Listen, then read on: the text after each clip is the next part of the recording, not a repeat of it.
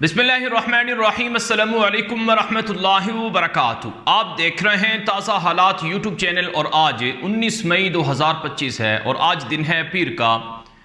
आज के ताज़ा हालात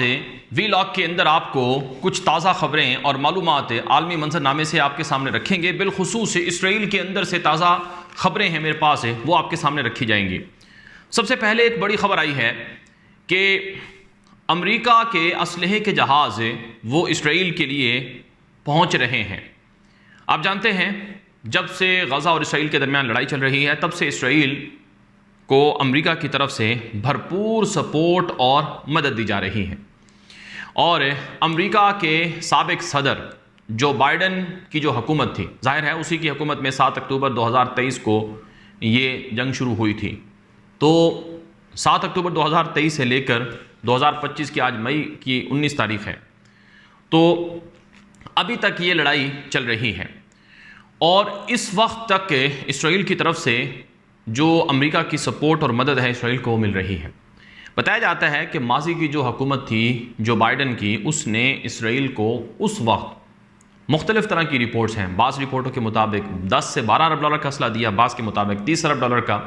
बाज़ 50 और बाज़ 100 अरब डॉलर का फिगर भी बताते हैं कि इसराइल को माजी की जो बाइडन की हुकूमत की तरफ से इतना असला दिया गया है। जो बाइडन का चूँकि जिक्र आ गया है तो जो बाइडन के हवाले से भी आपको ज़रा मालूमात दे दें। आज एक ख़बर आई है कि अमरीकी साबिक सदर जो बाइडन, उसको एक ख़तरनाक मूज़ी मर्ज़ कैंसर लाहिक हो गया है और उसकी एक ख़तरनाक स्टेज बताई गई है और बताया जा रहा है कि ये तशख़ीस हुआ है और इस तशख़ीस के बाद उसको इलाज के लिए अस्पताल दाखिल कर दिया गया है जो बाइडन को। और जो बाइडन के अंदर कैंसर के मर्ज़ की तशख़ीस होने के बाद मौजूदा अमेरिकी सदर ट्रंप ने उनके साथ ताज़ियत की है, यानी उनके साथ उनके लिए एक खैर सगाली का पैगाम दिया और कहा कि इस मुश्किल वक्त में मैं जो बाइडन का साथ हूँ। हालांकि अमेरिकी सदर ट्रंप जो बाइडन का बहुत मुखालिफ है और जो बाइडन ने अमेरिकी सदर ट्रंप को मुख्तलिफ़ मुक़द्दमात के अंदर उसके दौर में उलझाया गया और वो मुक़द्दमात उसके ख़िलाफ़ चलते रहे और जो बाइडन को ट्रंप अहमक और न जाने क्या कुछ कहता भी रहा है। बहरहाल इसराइल की जो हिमायत और मदद जो बाइडन की हुकूमत में की गई, वही मदद जो है वो इस वक्त अमेरिकी सदर ट्रंप भी कर रहा है। अगरचे अमेरिकी सदर ट्रंप ने हालिया मशरक़ वस्ता के दौरे में अरब मुल्कों को यकीन दहानी कराई थी कि भाई ये जो गज़ा और फ़लस्तीन का मसला है ये हम हल कर देंगे, मामलात अब अच्छे और बेहतर हो जाएंगे वगैरह वगैरह। लेकिन बहरहाल जो इस वक्त मेरे सामने ख़बर है जिसे इसराइली सहाफ़ियों ने भी नकल किया है, कोट किया, वो ये है कि C-17 के नाम से, C-17 के नाम से अमेरिका के बड़े ताकतवर कार्गो जहाज़ हैं, ये गुज़श्ता रोज़ इसराइल पहुँचे हैं और ये जो जहाज़ हैं ये आम तौर पर मुख्तलिफ़ तरह का जो असला है, यानी जो हैवी वेपन्स होते हैं, ये उनको ये ट्रांसफ़र करते हैं। मसलन जैसे थॉड मिज़ाइल सिस्टम है, पैट्रियट मिज़ाइल सिस्टम है, या टैंक हैं, या मुख्तलिफ़ तरह के फ़ौजी हेलीकॉप्टर्स हैं, मुख्तलिफ़ तरह का जो बड़ा ताकतवर असला होता है, मिज़ाइल वगैरह होते हैं, वो इन जहाज़ों में मुंतकिल किए जाते हैं। अब ये ख़बर रिवायती जो इसराइली मीडिया है उस पर ज़्यादा नशर नहीं हुई, लेकिन इसराइल के जो मिलिट्री कॉरस्पॉन्डेंट थे, सहाफ़ी जो थे, उन्होंने ये ख़बर नकल की है और बताया गया है कि ये जो असलहे के जहाज़ हैं ये बुनियादी तौर पर ये कतर के फ़ौजी अड्डे अल अदीद एयरबेस से इसराइल पहुँचे हैं।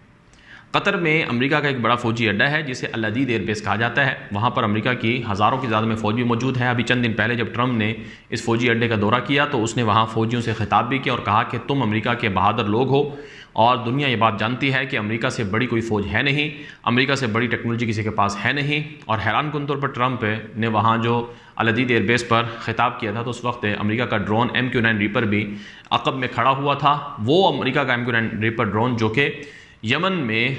7 या 9 जो हैं वो तबाह हुए थे हालिया अमेरिका की यमन में कार्रवाइयों के दौरान। बहरहाल ये जो अरब मुल्कों के अंदर अमेरिका के बेसिस हैं ये बहरहाल मुख्तलिफ़ तरह के ऑपरेशन में इसराइल को मदद फ़राहम करते रहे हैं, चाहे वो कतर के अंदर हों, चाहे वो उर्दन में हों, चाहे वो इराक़ में हों, चाहे वो सऊदी अरब या बाकी मुल्कों में हों। बहरहाल एक और ख़बर इसी से जुड़ी हुई ये है कि तुर्की और सऊदी अरब का एक हंगामी इजलास होता है रियाज़ के अंदर, जिसमें तुर्क वज़ीर ख़ारजा हकान फ़ैदान सऊदी अरब पहुँचा और उसने सऊदी वज़ीर ख़ारजा फैसल बिन फ़रहान से एक अहम मीटिंग की है रियाज़ के अंदर और इस मीटिंग का एजेंडा बाहमी ताल्लुकात भी थे اور اس میٹنگ کا ایجنڈا شام کی موجودہ حکومت کے ساتھ امریکہ کے تعلقات اور شام پر امریکی پابندیوں کے خاتمے اور مستقبل میں شام کے تعلقات اسرائیل وغیرہ کے ساتھ اور اسی طرح سے غزہ اور فلسطین کا مسئلہ، یہ مختلف طرح کی چیزیں جو ہیں وہ ڈسکس کی گئی ہیں، یہ اس رپورٹ کے اندر بتایا گیا ہے۔ ظاہراً حالیہ غزہ کی جنگ یا کانفلکٹ کے اندر ترکی اور سعودی عرب اور قطر اور اردن، مصر وغیرہ ان کا رول بتایا جاتا ہے کہ یہ بڑی میڈیشن کرتے ہیں، ثالثی کرتے ہیں، تعلقات کو، یہ معاملات کو حل کرنے کی کوشش کرتے ہیں، لیکن بہرحال مختلف طرح کی میٹنگز، ڈپلومیٹک سٹرگلز، جو بھی کچھ ہوا ہے اس میں کوئی نتیجہ اب تک سامنے نہیں آیا ہے۔ اب ذرا بات کر لیتے ہیں ایک اور بڑی خبر کی۔ یہ خبر بنیادی طور پر اسرائیل کے مشہور اخبار ہیریٹز نے نقل کی ہے۔ جی ہاں، یہ خبر اسرائیل کے مشہور اخبار ہیریٹز کی ہے۔ اسرائیل کا مشہور اخبار جو ہیریٹز ہے یا ہارس ہے، یہ دراصل اسرائیل کی ایک زائونسٹ تحریک ہے، یعنی جو آج اسرائیل کے اندر جو صہیونی جو اپنے آپ کو زائونزم کہتے ہیں یا زائونسٹ کہتے ہیں، اس کے جو بانی تھے تھیوڈور ہرزل، یہ ان کا اخبار بتایا جاتا ہے۔ اس اخبار نے ایک رپورٹ چھاپی ہے اور یہ رپورٹ بڑی خطرناک رپورٹ ہے۔ اس رپورٹ میں دعویٰ کیا گیا ہے کہ اسرائیلی فوج کے اندر فوجیوں پر ایک مشکل وقت ہے اور برا وقت ہے، کیونکہ بہت سے اسرائیلی فوجی وہ ذہنی طور پر اپسیٹ ہیں، ڈپریشن کا، مختلف طرح کی سٹریس کا شکار ہیں۔ جو تعداد فگر اس رپورٹ میں بتائی گئی ہے وہ 9000 کے قریب ہے، یعنی کہ 9000 اسرائیلی فوجی ایسے ہیں جو غزہ کی جنگ میں لڑنے گئے اور سٹریس اور صدمات اور مختلف طرح کے مسائل سے الجھ گئے وہ۔ اور حیرت اس بات پر ہے کہ اسرائیلی فوج نے انہی فوجیوں کو جو کہ پہلے ہی مختلف ذہنی مسائل کا شکار ہیں، ان کو کہا کہ تم دوبارہ غزہ میں جنگ لڑنے جاؤ، جبکہ وہ اس کے اہل بھی نہیں ہیں۔ اور یہ کیوں کہا گیا؟ کیونکہ اسرائیلی فوج کے پاس کمی ہے، عددی تعداد کم ہے، اس کو پورا کرنے کے لیے ان کو کہا گیا کہ تم دوبارہ غزہ میں جنگ لڑنے جاؤ۔ یہ اسرائیلی اخبار ہیریٹز نے لکھا۔ اس رپورٹ میں یہ بھی دعویٰ کیا گیا کہ سال 2024 اسرائیلی فوج کے لیے برا سال تھا، جب 35 کے قریب ایسے اسرائیلی فوجی تھے جنہوں نے اپنے آپ کو ختم کر لیا تھا اور جنہوں نے مایوس ہو کر اپنے آپ کو، اپنی زندگیاں ختم کی تھیں۔ اور موجودہ جو سال چل رہا ہے، اس کے ابتدائی چند ہفتوں میں کوئی 5 یا 7 کے قریب ایسے کیسز مزید رپورٹ ہوئے ہیں، اور سال 2023 میں بھی کئی کیسز اس طرح کے رپورٹ ہوئے تھے۔ اور اسرائیلی اخبار ہیریٹز نے اپنی اس رپورٹ میں یہ بھی دعویٰ کر دیا کہ جو فگر بتائے جاتے ہیں غزہ میں نقصانات کے،